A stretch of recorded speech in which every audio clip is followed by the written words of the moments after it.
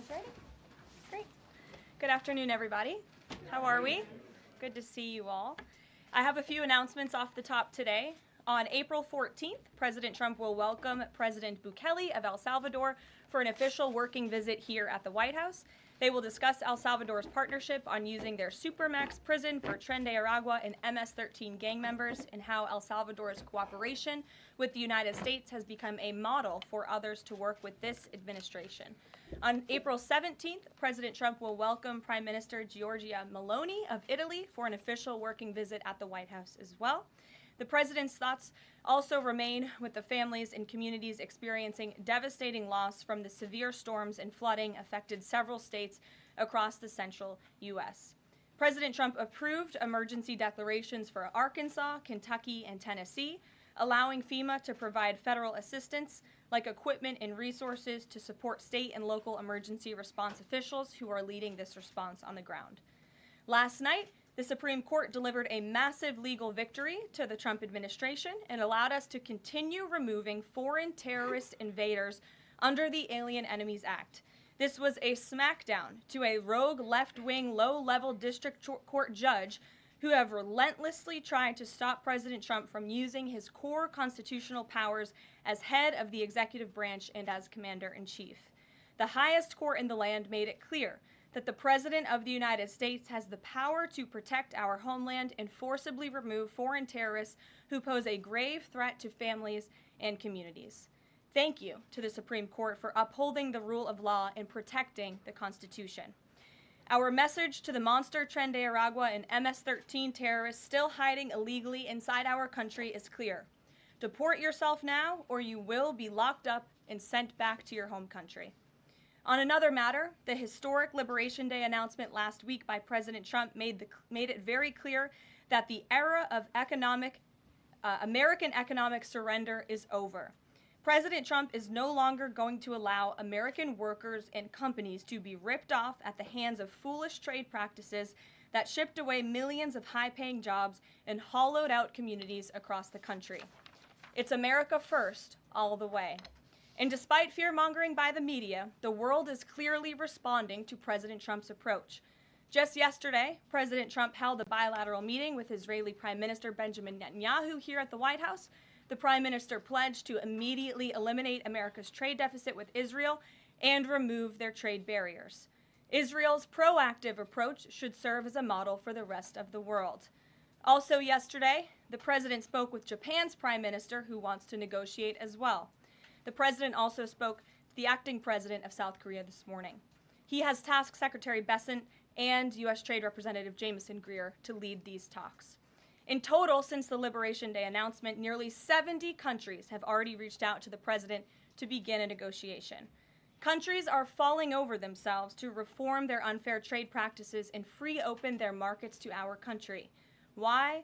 Because these countries greatly respect President Trump in the sheer power of the American market.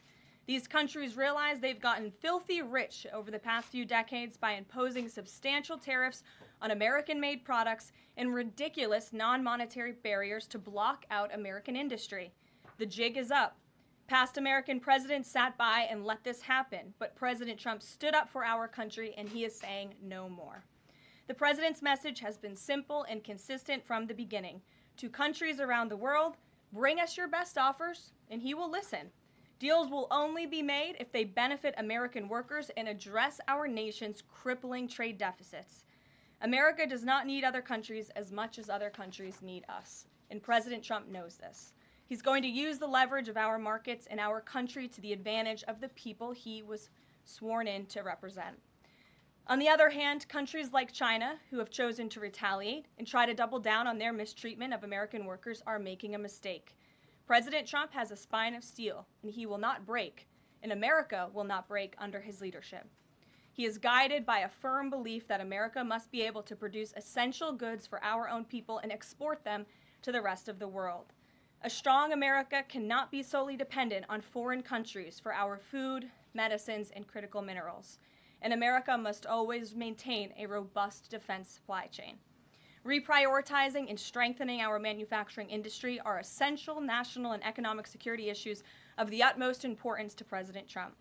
By focusing on supercharging the onshoring of American manufacturing, the president is already delivering on his promise to usher in an economic golden age for our country.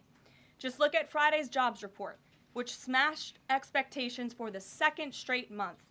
The American economy added 228,000 jobs, nearly 100,000 more jobs than economists predicted, and the fourth highest month for private payroll growth in the past 2 years. There was also a sharp increase in transportation, construction, and warehousing employment. And in just 11 weeks, President Trump has secured more than $1.5 trillion in private sector investment. This is $500 billion more than Joe Biden secured in his entire term. This record-breaking private sector investment will create roughly 350,000 American jobs and counting. If you add up all of the investment pledges from foreign governments, President Trump has secured an incredible $5 trillion in total investments already. In the months ahead, President Trump's pro-growth economic agenda will be fully realized. The largest deregulatory effort in American history is underway. Unnecessary, burdensome, costly red tape is being eliminated by this entire federal government every day, driving down costs and massively boosting small businesses. So far, President Trump's deregulation effort has already saved Americans more than $180 billion, equivalent to $2,100 per family of 4. The president's drill baby drill energy agenda, which he will discuss later this evening in the East Room, is capitalizing on the abundance of natural resources under our feet to generate more affordable electricity, cheap gas, and quality new jobs. All of this will combine to end the Biden-imposed cost of living crisis that's absolutely crushed American families. Under President Trump, the American energy industry will lead the globe over the next century, delivering lower prices and significantly strengthening our country's economic position. At the president's direction, Republicans in Congress are working quickly to pass one big, beautiful bill, which will also include the largest tax cut in American history. As President Trump has said, the House must pass this budget resolution quickly. Here in our new media seat today, we have Jasmine Wright, the White House reporter for Notice. Notice is a nonprofit and nonpartisan news site which launched in early 2024. They've gained millions of readers across the country since. The newsroom's goal is both to inform readers and train the next generation of politics and policy journalists. They also partner with state newsrooms to give local communities more knowledge of what their representatives are doing in Washington, D.C. With that, please kick us off, Jasmine. Thanks so much, Caroline. A couple questions for you. The first one being, can you explain the White House's evolution from this is not a negotiation on tariffs to countries should pitch us and start negotiations on tariffs? As the president said yesterday, Jasmine, both things can be true at the same time. And it is a non-negotiable position that the United States has faced a national security and economic crisis because of the unfair trade practices by countries around the world. As for the president, I have maintained this position. The entire administration has always said that President Trump is willing to pick up the phone and talk. And the president met with his trade team this morning, and he directed them to have tailor-made trade deals with each and every country that calls up this administration to strike a deal and listen. And each and every one of these trade deals should be tailored and unique based on that country's markets, based on that country's exports, the imports here in the United States of America. What makes the most sense for the American worker and for our industry? The president is focused on putting America first. So was the evolution not factored in or determined by kind of the tumult in the stock market? Was that not a part of the consideration to start making these negotiations and deals? Again, I would reject that there was an evolution. On day one, we had said that the president will always pick up the phone for other nations and other companies that call this administration. The president always has a listening ear, and it's a non-negotiable fact that America has faced a national security and economic crisis for many decades, and President Trump is just the first to address this. And then my last question,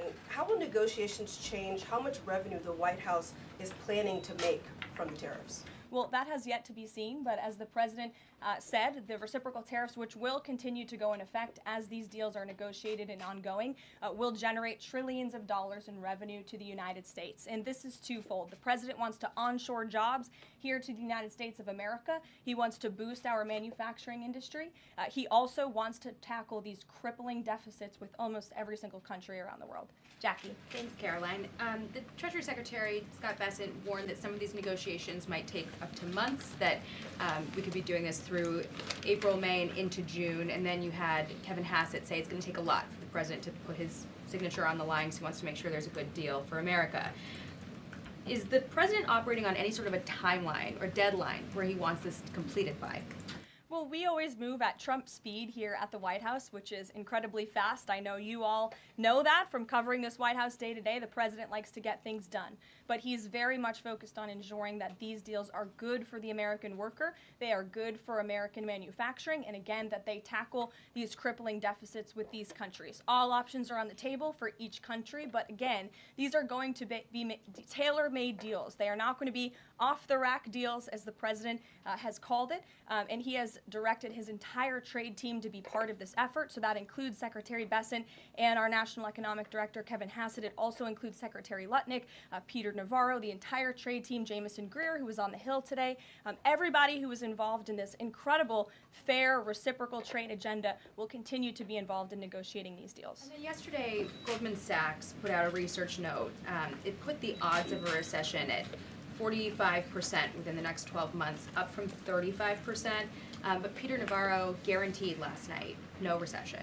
Does the president agree with him on that? I know the president in the past has been leery of making definitive statements on that. I can speak for the president, and I can speak for the optimism that he sees in our economy every day. Again, when you talk about the massive deregulatory efforts that are happening across the board, when you talk about how oil prices are down, gas prices are down, egg prices are down, we're cutting costs for the American worker, for the American consumer. We also see trillions of dollars of investments pouring into this country every day, and we're working hard now on the tariff side of the president's economic agenda. But don't forget, the next side of this is tax cuts, and we're counting on Capitol Hill to get those done, the largest tax cuts in history. Does that mean that without those tax cuts coming through, that the likelihood of a recession is greater? No, that's not what I said. I'm just saying be mindful of the whole of government economic approach that this administration is taking every day. Sure. Go ahead. Thank you, Caroline.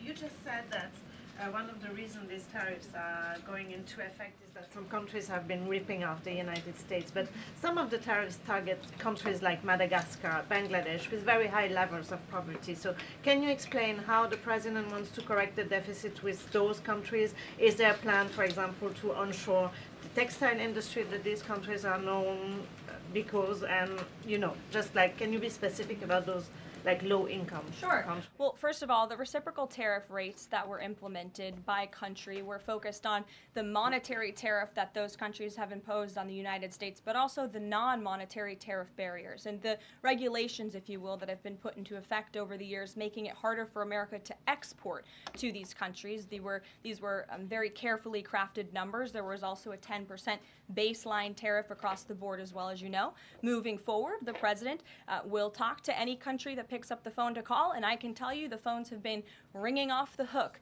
wanting to talk to this administration, this president, and his trade team to try to strike a deal. And it's because the world knows that they need the United States of America. They need our markets, they need our consumer. The president has a lot of leverage on his side because he has the best economy and the best country in the world that he leads, and he knows that. And it's about dang time we finally have a president who uses that economic leverage to benefit American workers. And that's what the president is trying to do. Maggie. Caroline, thanks. Does the president endorse something that Howard Lutnick said on television this weekend, which was that the army of millions and millions of human beings screwing in little screws to make iPhones, that kind of thing is going to be moving to the U.S.? Is that how the president envisions manufacturing shifting? And if so, how long would that take, roughly? The president wants to increase manufacturing jobs here in the United States of America, but he's also looking at advanced technologies. He's also looking at AI and emerging fields that are growing around the world that the United States needs to be a leader in as well. So there's an array of diverse jobs, more traditional manufacturing jobs, as you discussed, but also jobs in advanced technologies. The president is looking at all of those. He wants them to come back home. But iPhones specifically, is that something that he thinks is the kind of technology that can move to the U.S.? Absolutely. He believes we have the labor, we have the workforce, we have the resources to do it. And as you know, Apple has invested $500 billion here in the United States. So if Apple didn't think the United States could do it, they probably wouldn't have put up that big chunk of change. Elena. Hi, Caroline. It's clear the president has gotten the world's attention with these tariffs. Is he considering at all potentially holding off on imposing some of them before the deadline, or maybe later reversing them because he's having these negotiations and having these good talks with other leaders?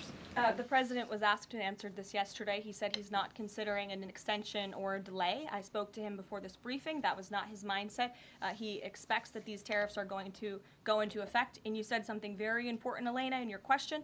You said the president has captivated the attention of the world. Absolutely he has. And it's about time we have a president in the Oval Office who is putting the world on notice and is putting the American people first, and again, is using the leverage of the United States to negotiate good trade deals. Just a quick follow-up. Sure.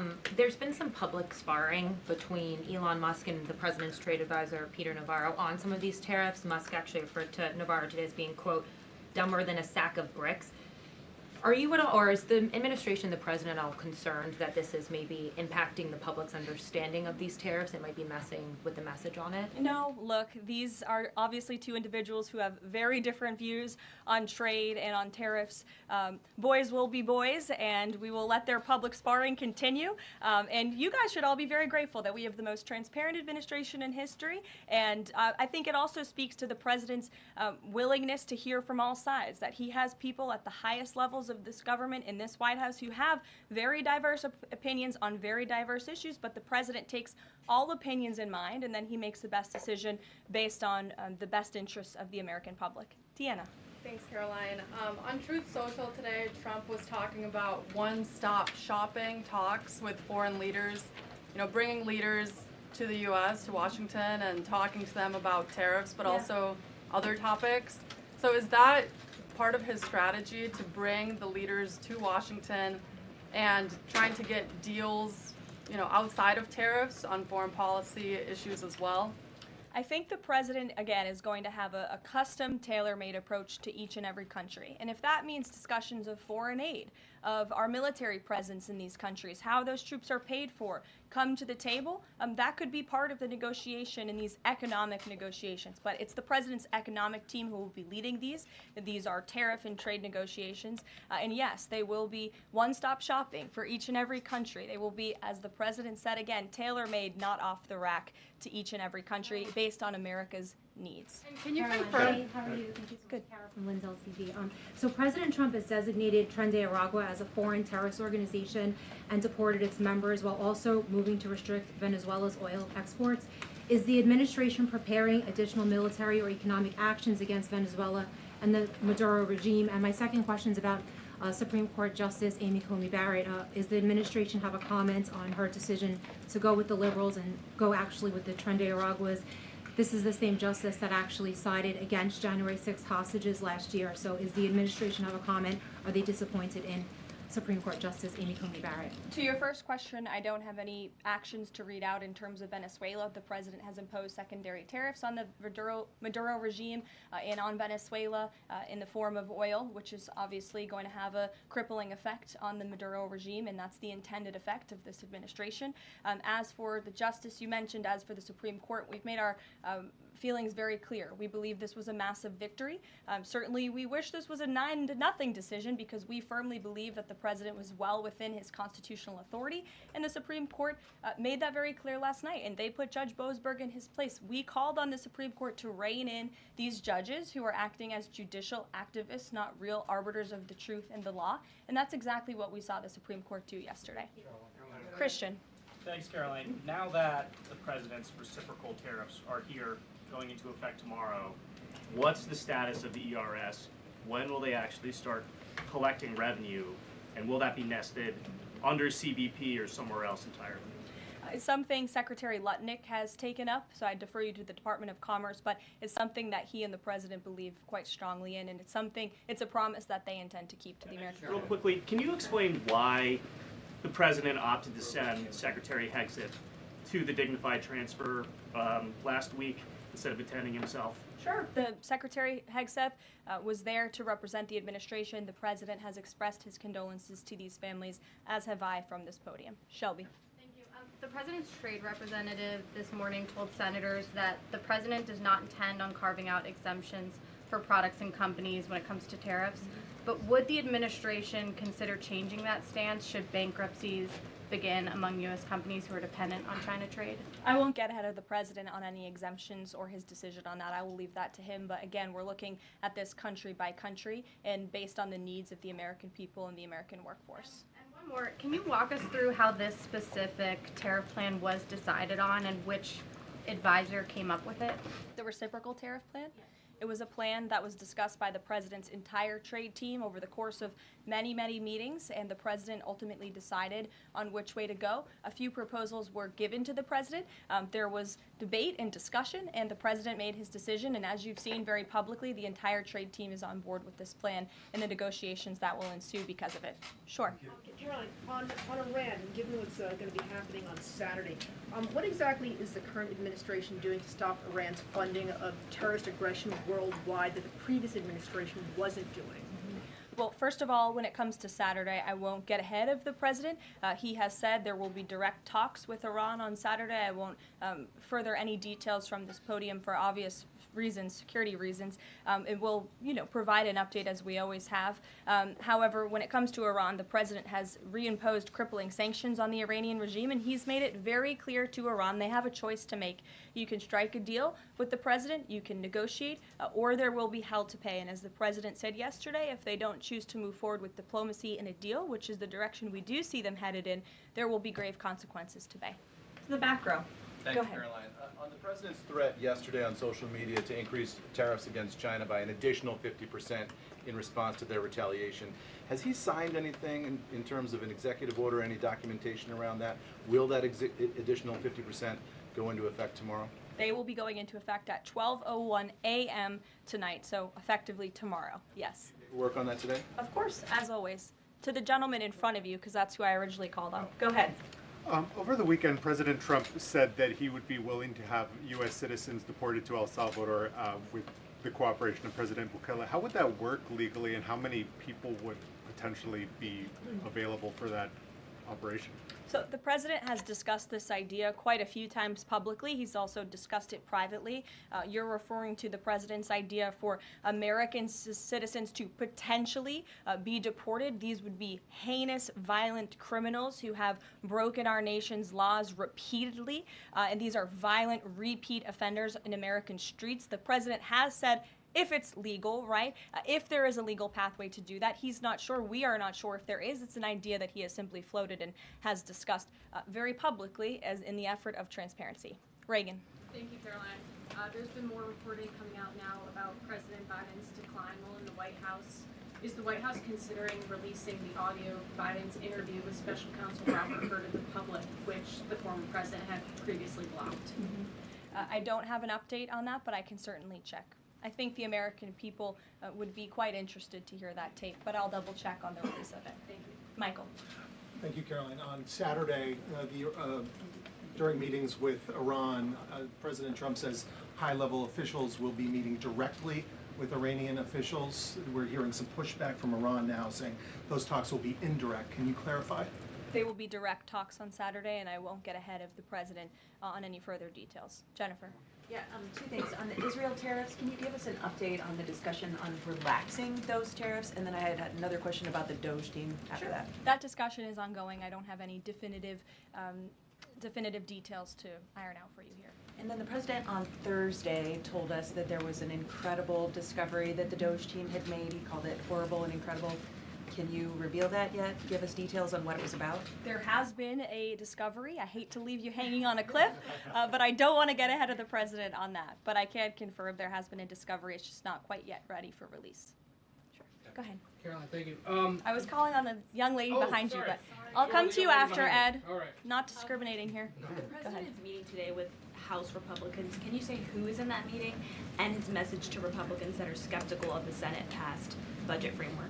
Sure. The president will be meeting with Republican lawmakers today here at the White House to talk to them about the framework that the Senate passed. The president was very quick to put out a statement about his support for the reconciliation package that the Senate passed, and he is counting on House Republicans to pass it.